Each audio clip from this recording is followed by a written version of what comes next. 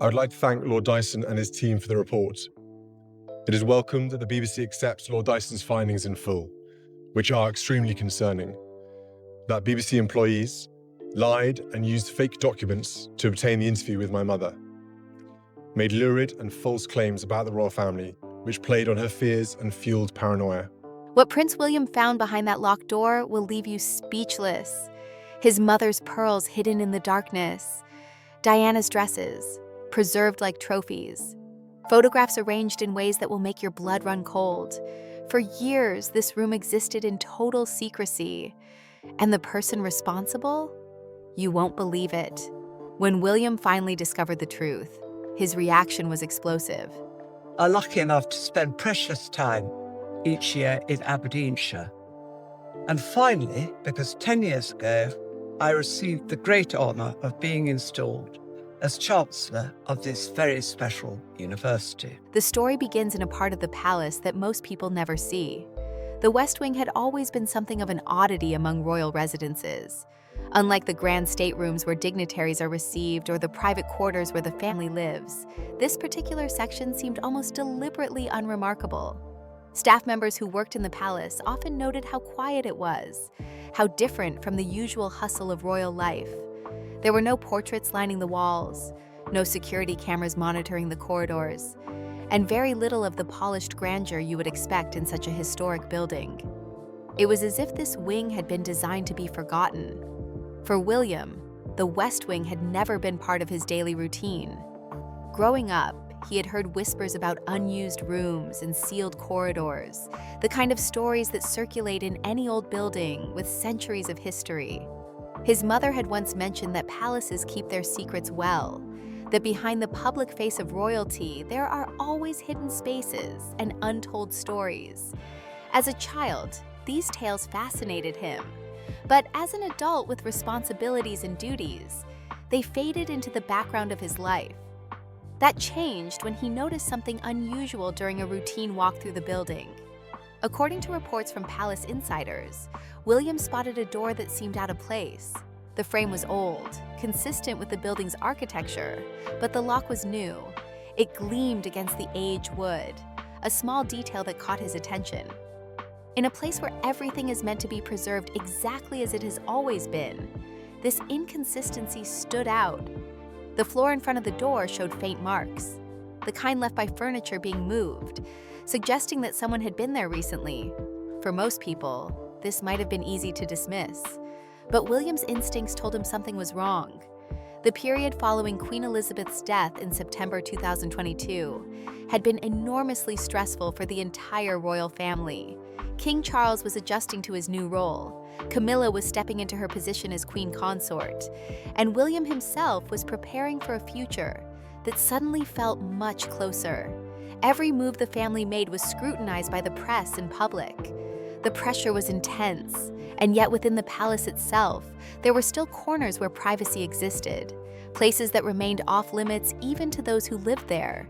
This door represented one of those boundaries. William made the decision to investigate further, using a key he had obtained quietly, without drawing attention to what he was doing. He returned to the West Wing one evening when the corridors were empty. The first attempt to unlock the door failed, as did the second. But on the third try, he heard the mechanism give way. The sound of metal shifting against metal seemed impossibly loud in the silence. As he pushed the door open, it creaked, the hinges protesting after what must have been a long period of disuse, or perhaps careful use by very few people. The smell was the first thing that struck him. It was a mixture of dust and furniture polish, the scent of a space that had been closed off but also maintained. When he found the light switch and illuminated the room, what he saw stopped him in his tracks. This was not an abandoned storage area filled with random items from decades past. Everything was arranged with purpose. Shelves lined the walls, holding boxes that were labeled and organized. There was furniture covered with cloth, pieces that were too valuable to be carelessly discarded. Someone had been taking care of this room, preserving it with intention.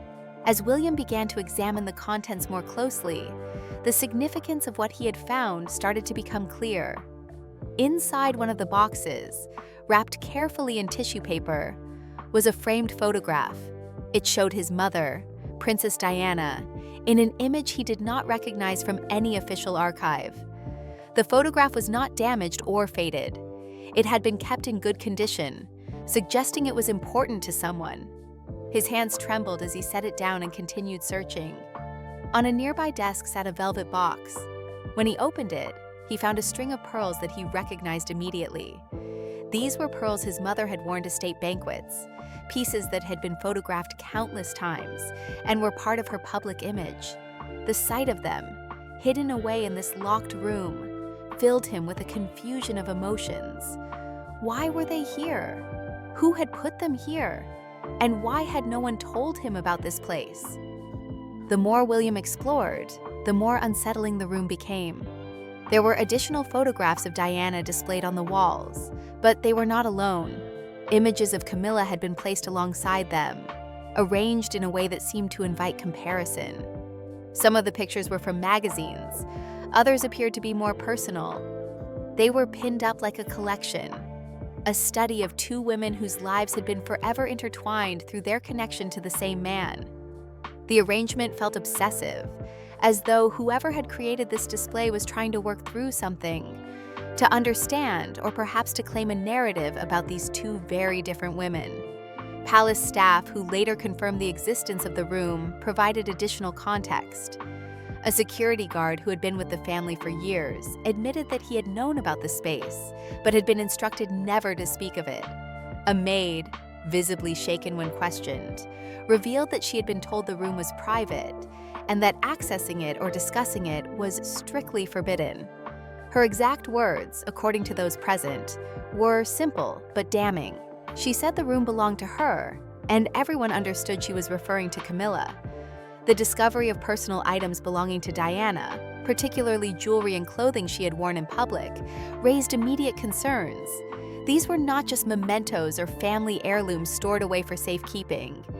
They were part of a larger collection that included comparisons, contrasts, and what appeared to be a long-running preoccupation with Diana's image and legacy. For William, seeing his mother's belongings treated this way, hidden in a room he had never known existed, was profoundly disturbing. Historical context helps explain why this discovery carried such weight. The relationship between Diana and Camilla had been one of the most discussed aspects of royal life for decades. Diana herself had spoken publicly about feeling that her marriage was crowded, a reference to Charles's ongoing relationship with Camilla.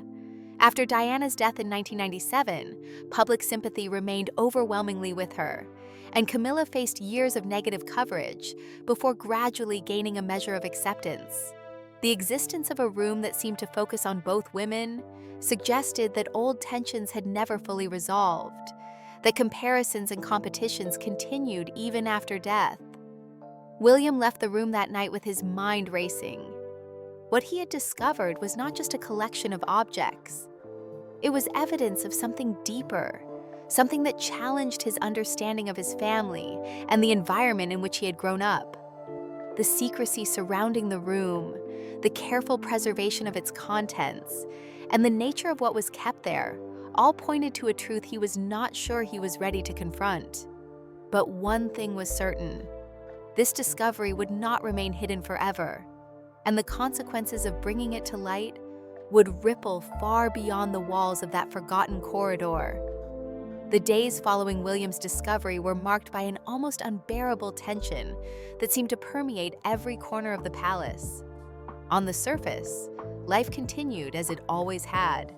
William attended scheduled engagements, smiled for photographs, and delivered the speeches that were expected of him.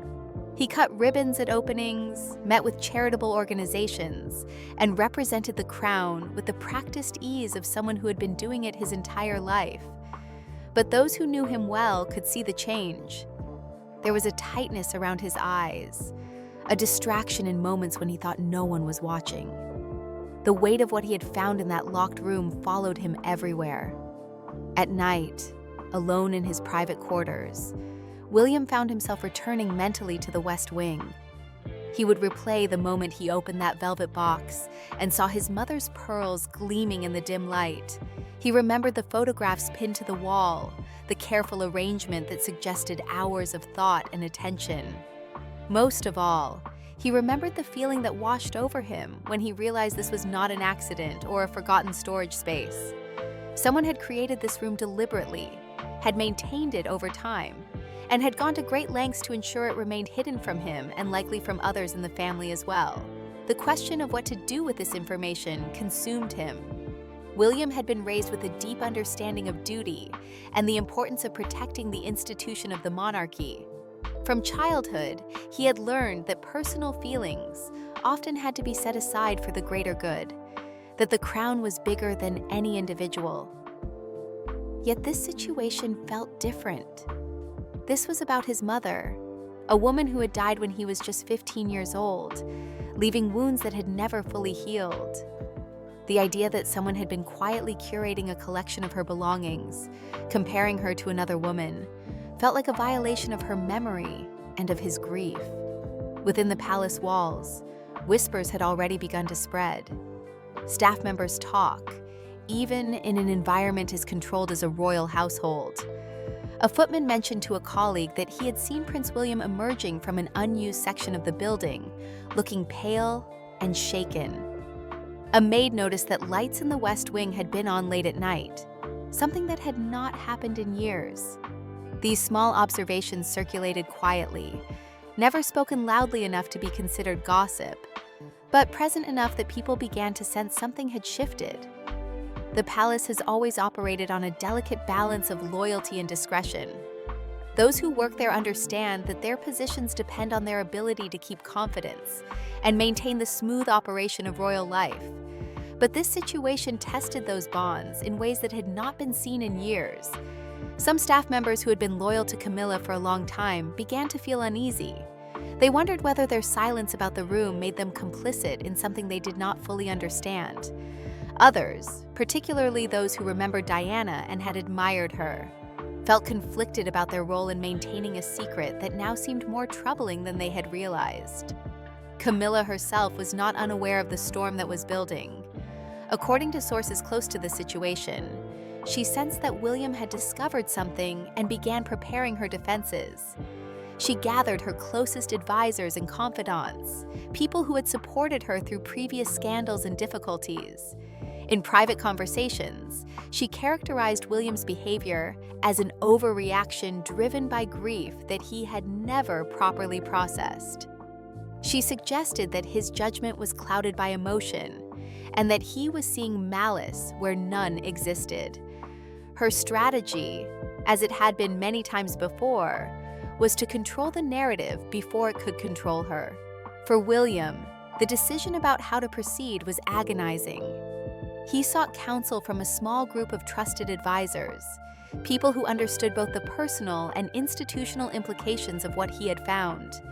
In a quiet meeting held in the palace library, surrounded by portraits of monarchs from centuries past, he laid out the evidence. He showed them photographs from the room, described the items he had found, and shared the testimonies of staff members who had confirmed the room's existence and purpose. The faces of his advisors grew increasingly grave as they reviewed the material. One of them, a veteran of royal crises, spoke the words that everyone was thinking. If this becomes public, it will be the worst situation the family has faced since Diana's death. The question was not whether the discovery was significant. Everyone agreed it was. The question was what revealing it would do to the monarchy at a time when the institution was already vulnerable. King Charles had only recently ascended to the throne following the death of his mother, Queen Elizabeth. The transition had been watched closely by a public that was increasingly questioning the relevance and value of the royal family. Polls showed that younger generations were particularly skeptical about whether the monarchy deserved the support and resources it received. Any scandal, particularly one that revolved around Diana and Camilla, two figures who represented one of the most painful chapters in modern royal history, could destabilize everything. Despite the efforts to keep the matter contained, information began to leak beyond the palace walls. The internet age has made secrets almost impossible to maintain, especially when they involve institutions as closely watched as the British royal family. A small blog known for covering royal news published a brief post about rumors of a hidden shrine within the palace. The post was vague, lacking specific details, but it was enough to catch attention. Within hours, the post had been removed, but screenshots had already been taken and shared across social media platforms. Royal watchers on Twitter and other sites began discussing the possibility, using hashtags that would soon become familiar to millions. The palace's traditional response to rumors and speculation had always been silence. The official position was that the royal family did not comment on unsubstantiated stories.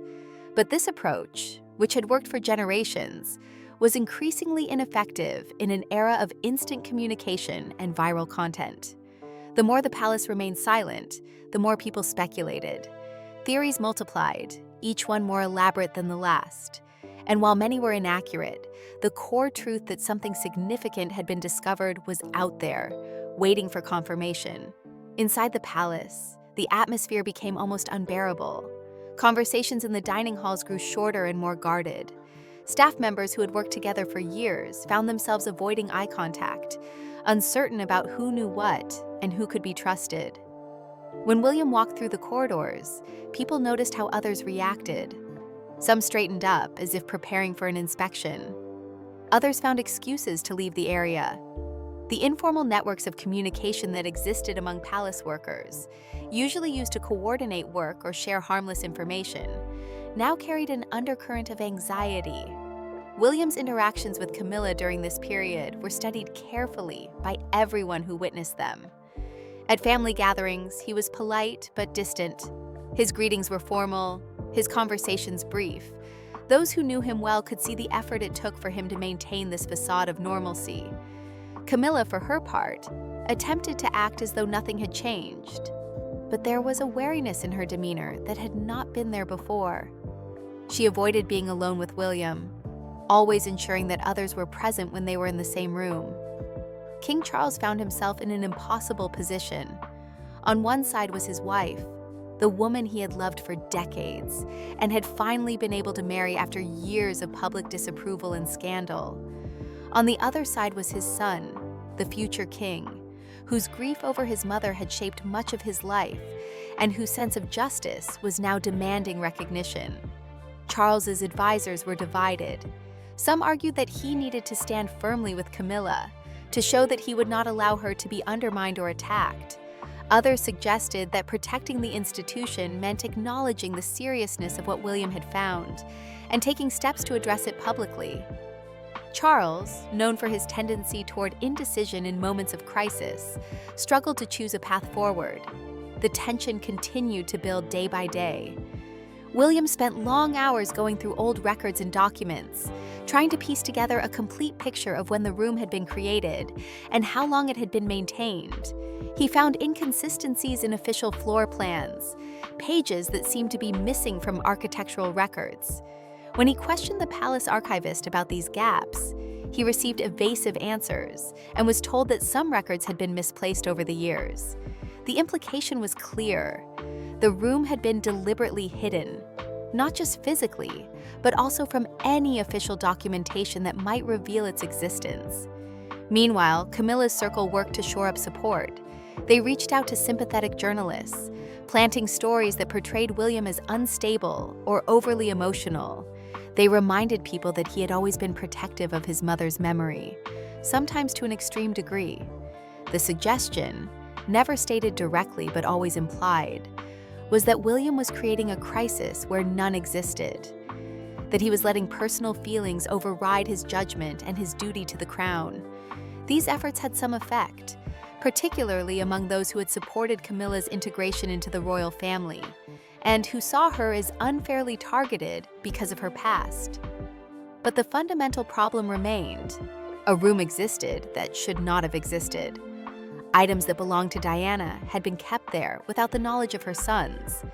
The nature of the room, with its comparisons and its careful curation, suggested an ongoing preoccupation that went beyond simple remembrance. and the secrecy that had surrounded it for years indicated that those responsible knew it would be seen as inappropriate if discovered.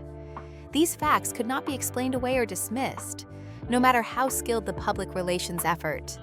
As the weeks passed, it became clear that the situation could not remain in this state of tense equilibrium. Something would have to give. Either William would decide to keep the matter private, protecting the monarchy at the cost of his own sense of justice, or he would push forward with demands for accountability and transparency, risking a public confrontation that could damage the institution irreparably.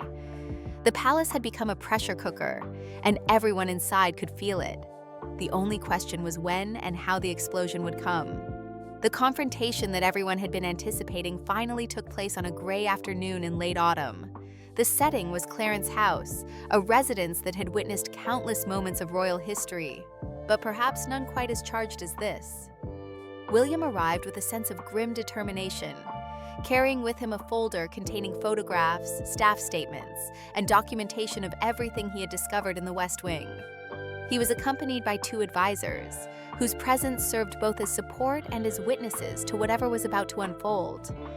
The atmosphere in the building was thick with tension, the kind that makes ordinary sounds seem unnaturally loud, and silences stretch uncomfortably long. Camilla was already in the drawing room when William entered.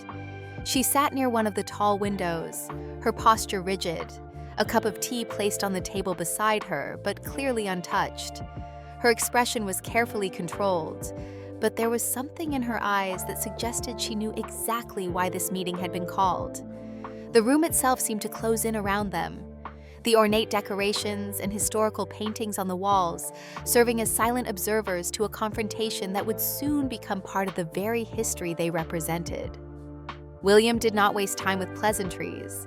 He placed the folder on the table between them and opened it, revealing photographs of the secret room. There were images of his mother's pearls, her dresses carefully preserved, the wall of photographs that placed Diana and Camilla side by side in what appeared to be an endless comparison. He included written statements from palace staff who had confirmed the room's existence and its purpose. As he laid out each piece of evidence, his voice remained steady, but carried an edge of barely contained emotion. According to those present, William's words were direct and cutting. He spoke about how his mother had been reduced to objects in a hidden room, how her memory had been treated as something to be locked away and controlled. He questioned why these items had never been given to him and his brother Harry, why they had been kept secret for years, and what possible justification there could be for maintaining such a space. The accusation was clear, even if not stated in exactly these words. This was not about remembrance or respect. This was about something darker, something rooted in rivalry and perhaps obsession. Camilla's response when it came was measured at first. She spoke about the room being a private space, somewhere she could reflect on the complicated history that had brought her to where she was. She suggested that the room had been misunderstood, that its contents were not meant to demean Diana, but simply to acknowledge the reality of their intertwined lives. Her tone was defensive, and as William continued to press, asking pointed questions about specific items and why staff had been told never to speak about the room, her composure began to crack. The tension in the room escalated as both parties became more direct in their language. William rejected the explanations being offered, pointing out that secrecy itself indicated guilt, that if the room had been innocent on purpose, there would have been no need to hide it. He spoke about his mother's treatment during her life, the pain she had experienced, and how even in death, she deserved better than to be the subject of a hidden collection. His grief, held carefully in check for so many years, poured out in waves of controlled anger. It was during this exchange that Camilla said something that would later be reported and repeated endlessly once the story became public. In a moment of frustration, she made a statement about Diana, suggesting that she would never be above her. The exact phrasing would be debated and analyzed, but the sentiment was clear, and it struck everyone in the room like a physical blow. One of the advisors present visibly paled. The guard standing near the door shifted uncomfortably. This was not just a private family dispute anymore. These were words that carried implications far beyond the immediate conversation. William's response was immediate and forceful. He stated clearly that Diana would always be above Camilla in the eyes of the public, in the hearts of her sons, and in the judgment of history. His voice rose, filling the grand room and echoing off the high ceilings. For a brief moment, even the fireplace seemed to dim, as if the building itself recognized the significance of what was being said. This was more than an argument between two people. It was a battle over legacy, memory, and the very soul of the monarchy. Unknown to those in the room, the confrontation would not remain private for long. Someone, whether a staff member or one of the advisors, provided information to a journalist. The leak was not comprehensive at first, just enough details to confirm that something extraordinary had occurred. But in the modern media environment, even fragments are sufficient to ignite a firestorm. By that evening, speculation was rampant on social media. Royal watchers who had been following the earlier rumors about a hidden room suddenly had confirmation that the story was real and that it had led to a major confrontation. The response on social media was immediate and overwhelming. Within hours, millions of people were discussing the revelation. News organizations that had been cautious about reporting unconfirmed rumors now felt they had enough to run with the story. By the next morning, headlines dominated front pages across Britain and were featured prominently in international media. The story had broken free from the confines of the palace and become a global phenomenon. Public reaction was swift and largely one-sided. Sympathy poured out for William, with many people expressing admiration for his courage in confronting what they saw as a disturbing situation. Outside royal residences, people gathered holding photographs and flowers. Some carried signs with messages supporting William and calling for truth and accountability. The crowds were not angry, but rather groups of people who felt personally connected to Diana's story and wanted to show their support for her son. The monarchy now faced a crisis that threatened its very foundation. A locked room, a collection of objects, and a confrontation between two people representing different visions of what the royal family should be had combined to create genuine uncertainty about the future. Whether the institution could survive remained an open question.